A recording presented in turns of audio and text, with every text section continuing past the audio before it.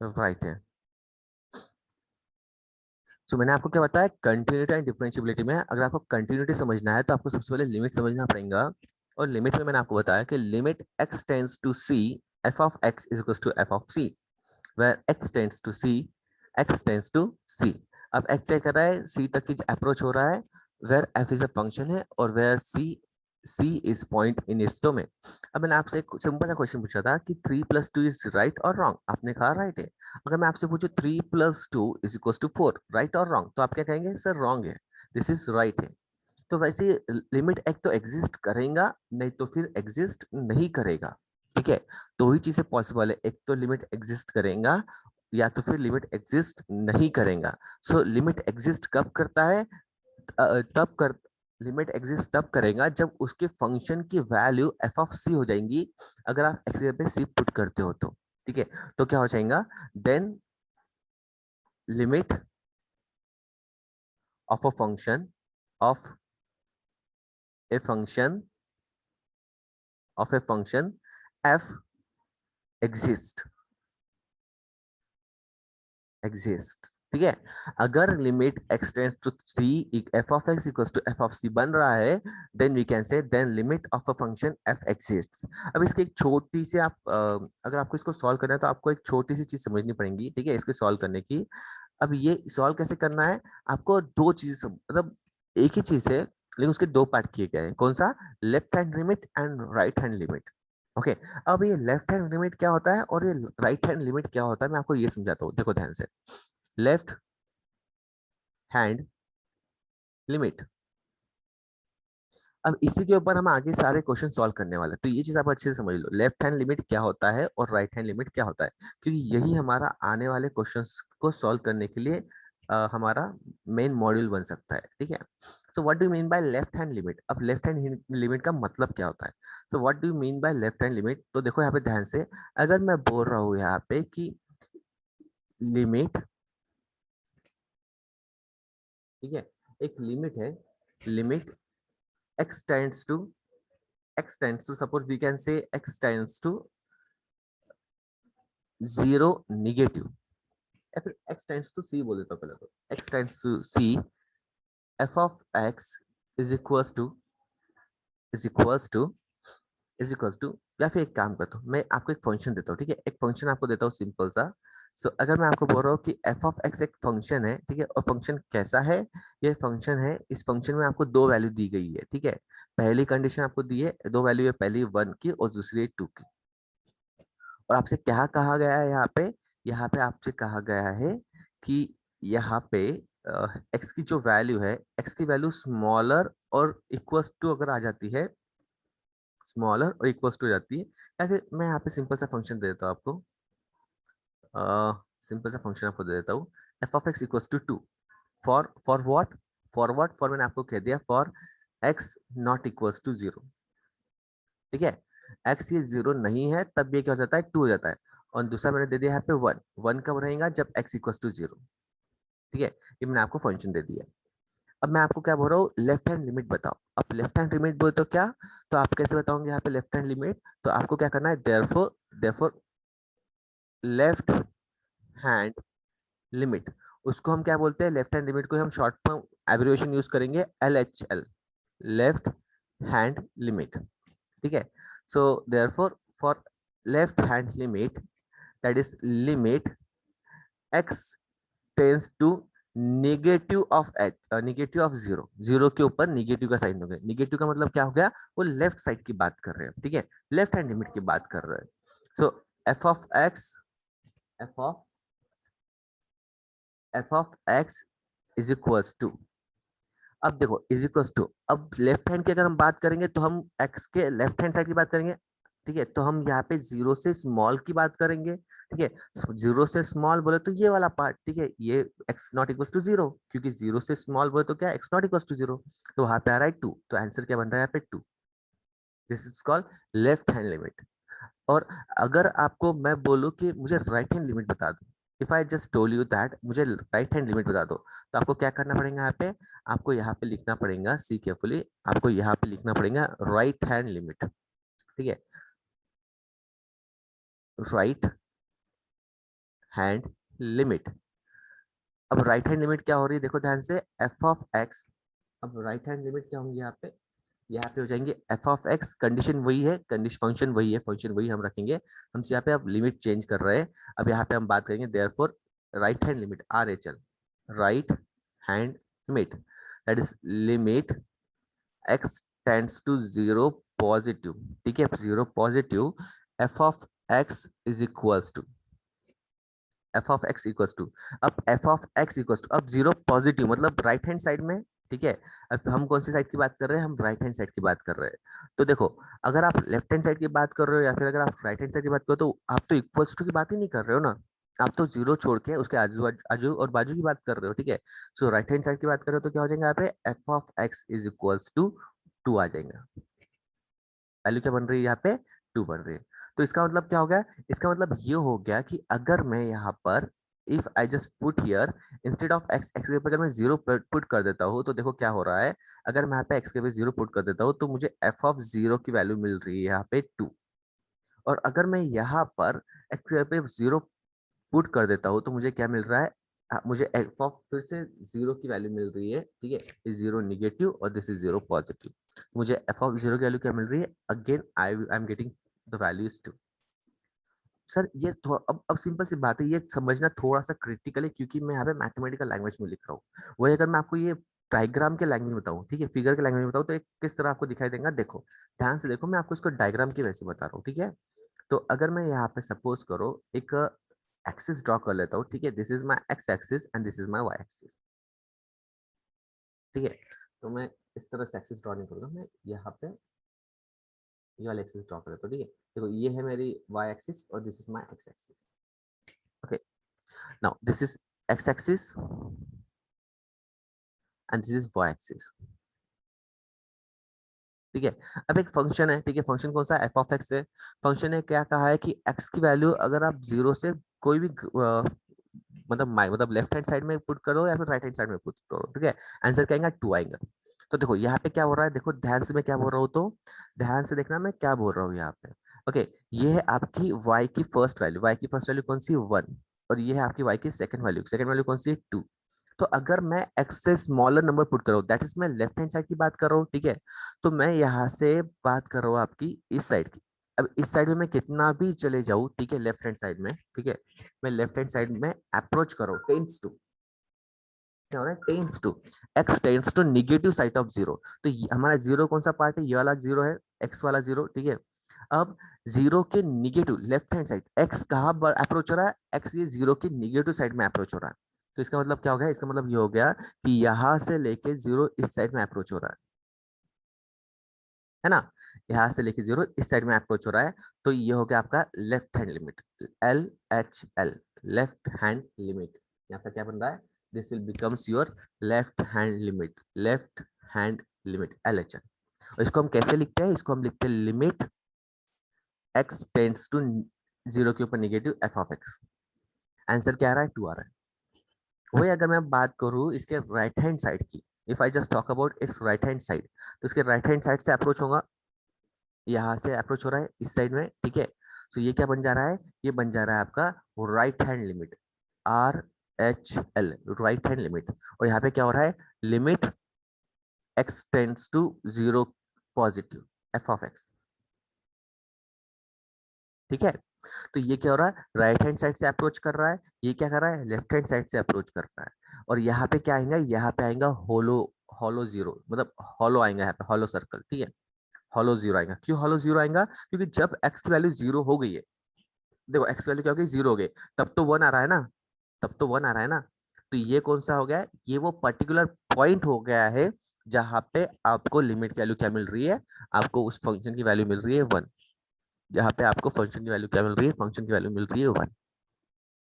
सो इसे कहते हैं left hand limit x tends to negative side of zero, it's right hand limit x tends to positive side of zero,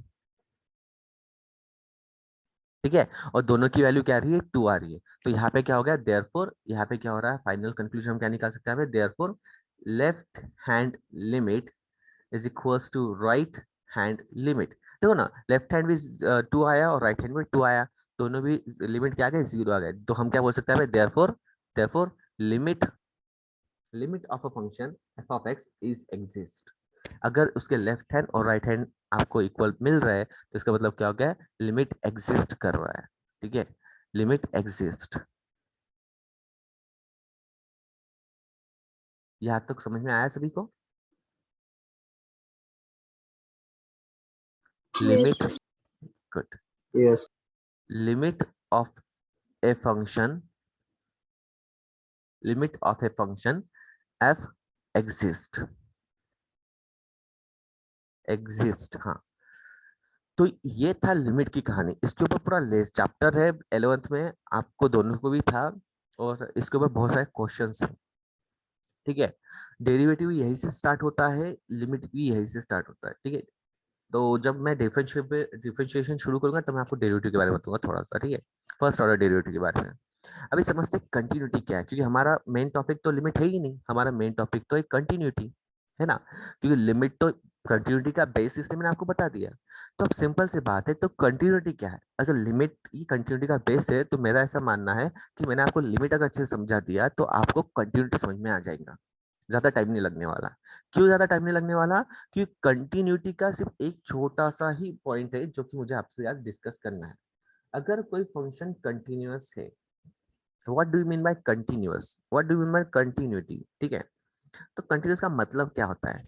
जहां पर limit, left hand limit, ठीक है, मैं आपको पहले इसका मतलब बता देता हूँ, बाद में मैं उसकी डेफिनेशन बताऊंगा। ठीक है, हमें क्या देखना है कंटिन्यूटी में? हमें सिर्फ कंटिन्यूटी में इतना देखना है, where the function is said to be continuous. मैं आपको इसकी लोकल डेफिनेशन बता देता हूँ। ठीक है, एक लोकल से डेफिनेशन बता देता हूँ, और उसमें से आपको ये सारी चीजें समझ में आ जाएंगी। ठीक है, the function, the function is said to be, is said to be continuous।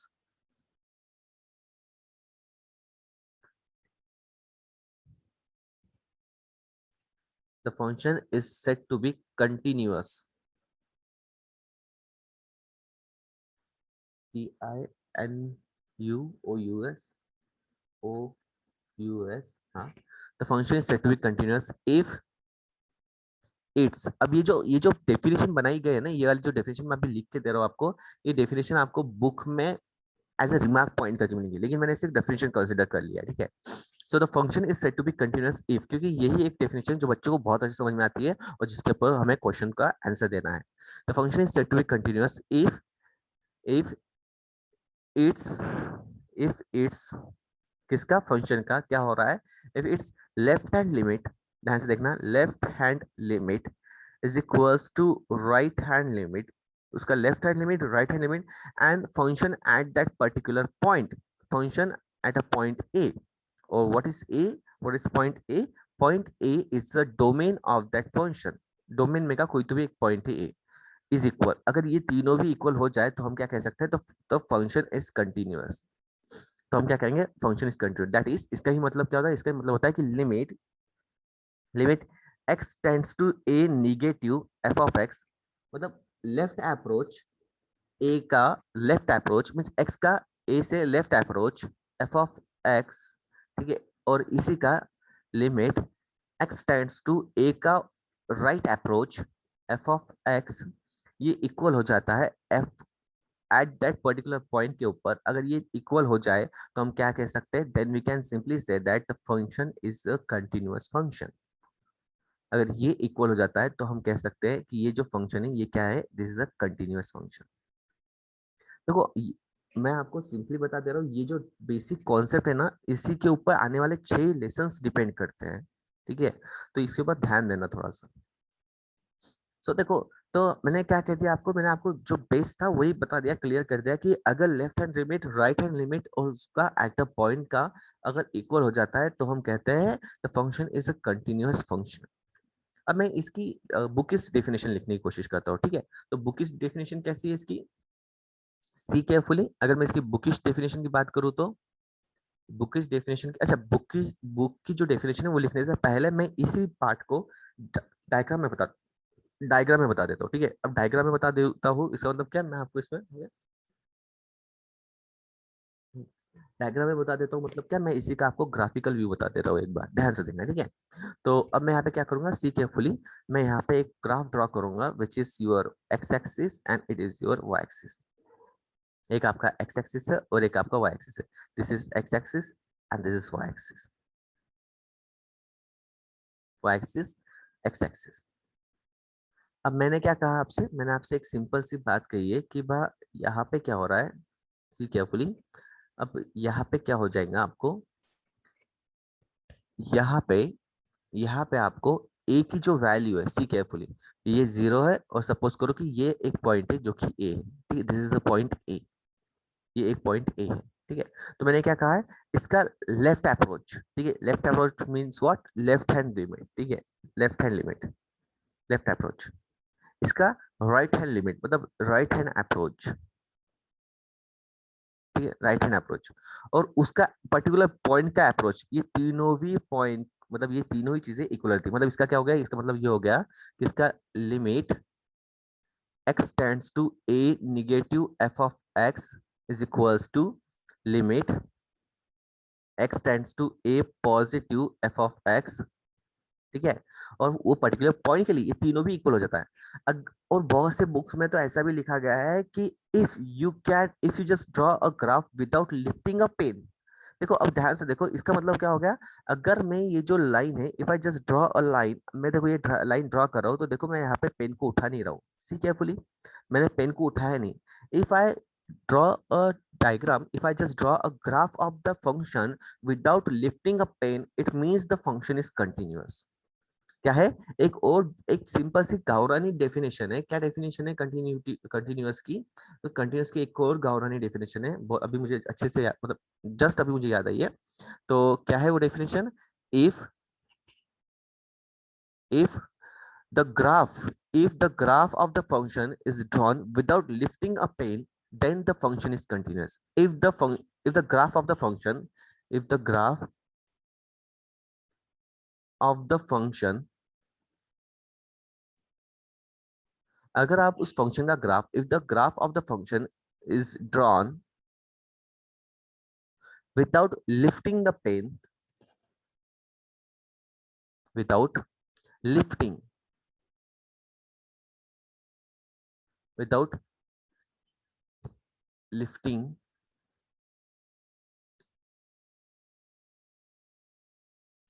lifting, lifting the pen, the pen, if the graph of the function is drawn without lifting the pen, then the function बोल तो क्या, f of x, ठीक है, then the function is continuous। तो हम क्या बोल सकते हैं, then the function is continuous। तो हम क्या कह सकते हैं, द फंक्शन क्या हो जाता है, कंटिन्यूस हो जाता है। अब देखो ना, यहाँ पे मैंने क्या कहा, यहाँ पे मैंने कहा कि भाई लिमिट कब एग्जिस्ट होंगी, जब लेफ्ट हैंड लिमिट और राइट हैंड लिमिट इक्वल हो जाएंगी, ठीक है।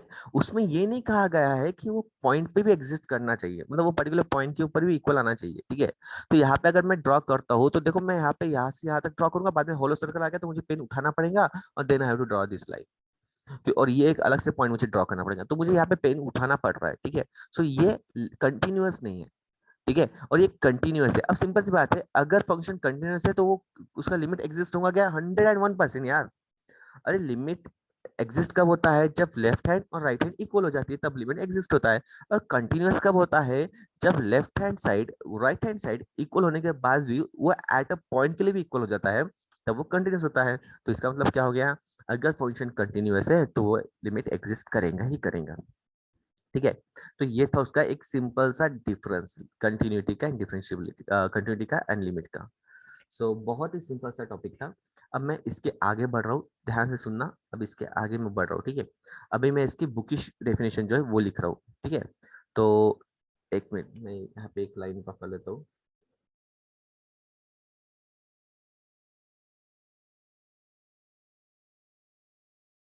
हाँ, नाउ अब इसकी बुक में क्या डेफिनेशन दी है वो हम लिखेंगे और आगे बढ़ेंगे, ठीक है। सो बुक में आपके पास जो डेफिनेशन दी हुई है वो देख लेते हैं। सो आपको दिया गया, suppose F is a real value function. ठीक है, so suppose f is a real value function।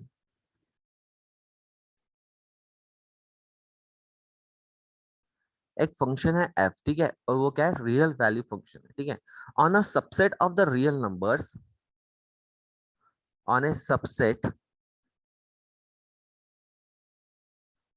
Of the real numbers.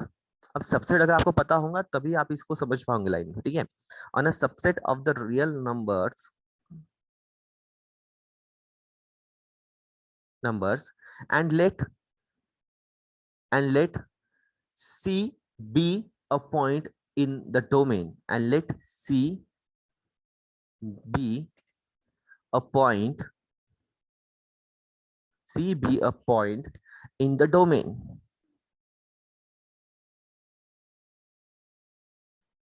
in the domain of f, in the domain of f, in the domain of f, then f is continuous. Then we can say that then f is continuous, f is continuous, f बोले तो क्या, function is continuous, f is continuous, continuous at c, at c, if f क्या है, c में continuous है, कब, if if limit x tends to c, if limit x tends to c, f of x is equals to f of c। अब ध्यान से देखो, मेरी बात सुनो ध्यान से, अरे इन्होंने जो कहा तो मैंने भी तो वही कहा ना, सिर्फ फर्क इतना है इन्होंने क्या किया है, ये जो पर्टिकुलर टर्म आपको दिखाई दे रहा है ना, ये वाला, इन्होंने इसको एक ही इसमें लिख दिया। देखो इन्होंने क्या लिखा है, इन्होंने लिखा है कि limit x tends to c f of x equals to f of c। तो मैंने ये जो पर्टिकुलर टर्म है लिमिट का x टेंड्स टू c का, इसको बाइफरगेट कर दिया है, मैंने इसको बाइफरगेट कर दिया है, कौन से दो पार्ट्स में बाइफरगेट कर दिया है, एक लेफ्ट हैंड लिमिट में और एक राइट हैंड लिमिट में, ठीक है, क्योंकि आपको जो एग्जांपल में यूज करना है तो आपको तो एग्जांपल में यही यूज करना है ना, इसी का मतलब होता है limit x tends to c f of x। Understand what I am saying?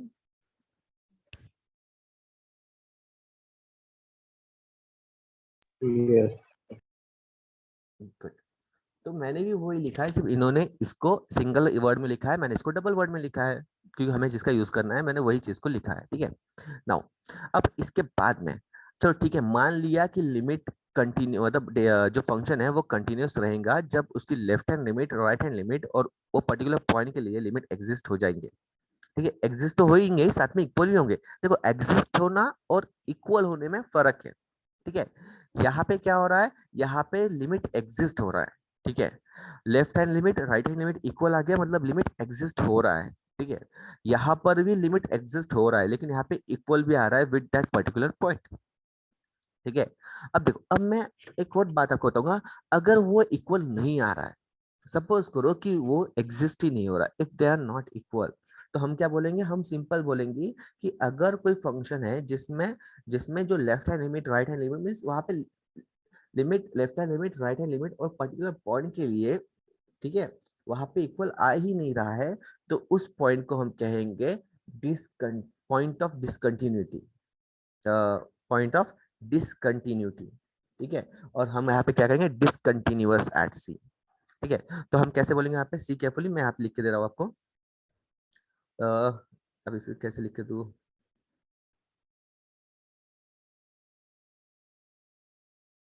हाँ यहाँ पे लिख के देता हूँ, ध्यान से सुनना, ठीक है, यहाँ पे मैं लिख के देता हूँ डिस, अब ये तो कंटिन्यूटी हो गया, ठीक है, अब ये तो कंटिन्यूटी हो गया, अब मैं आपको लिख के दे रहा हूँ डिसकंटिन्यूटी के बारे में, ठीक है। तो what do you mean by discontinuity, देखो ध्यान से, डिस, ये आज का आखिरी पॉइंट है, इसके अंदर हमारा टॉपिक खत्म होता है आज का, ठीक है, डिसकंटिन्यूटी, कल हम इसके ऊपर के कुछ एग्जांपल्स देखेंगे, ठीक है, और टॉपिक को अच्छे से समझ के लेंगे, और भी अच्छे से समझ के लेंगे विद द एग्जांपल, ठीक है। तो what do you mean by discontinuity, if f is not continuous, क्या कह रहा हूं मैं, if f is not, if f is not continuous, simple सी बात है, अगर एफ ये कंटिन्यूअस नहीं है at c, continuous at c, अगर एफ ये कंटिन्यूअस नहीं है at c, we say that, हम बोल सकते हैं we say that we say that की जगह हम लिखते हैं we say f is discontinuous. F is discontinuous.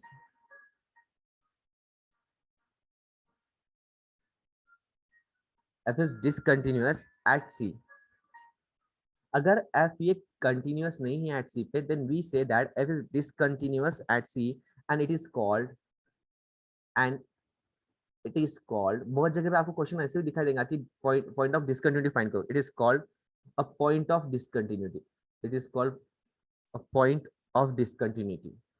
अच्छा, 1 मिनट बाकी रह गया, इसके बाद में लेक्चर खत्म हो जाएगा और हमारा टॉपिक भी खत्म होगा. ठीक है, ये आज का आखिरी पॉइंट था. कल हम इसके ऊपर के एग्जाम्पल देंगे ऑफ डिसकंटिन्यूटी. कुछ डाउट है तो मुझे बताओ, मैं फिर डबल से अरेंज करता हूँ मीटिंग. है कोई डाउट?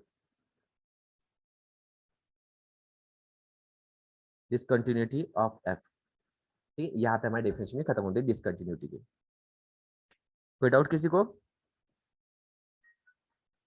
नो. ठीक है, सऊद आपको? No sir. गुड. तो आज का टॉपिक यहीं पे था. आज का टॉपिक यहाँ पे फिनिश होता है. मैंने आपको कंटिन्यूटी और डिसकंटिन्यूटी के बारे में बहुत सी चीज मतलब बताया कि उसका मतलब क्या होता है और उसको ग्राफिकल में कैसे रिप्रेजेंट करते हैं. I also tell you about limit. कल हम इसके ऊपर एग्जाम्पल्स देखेंगे.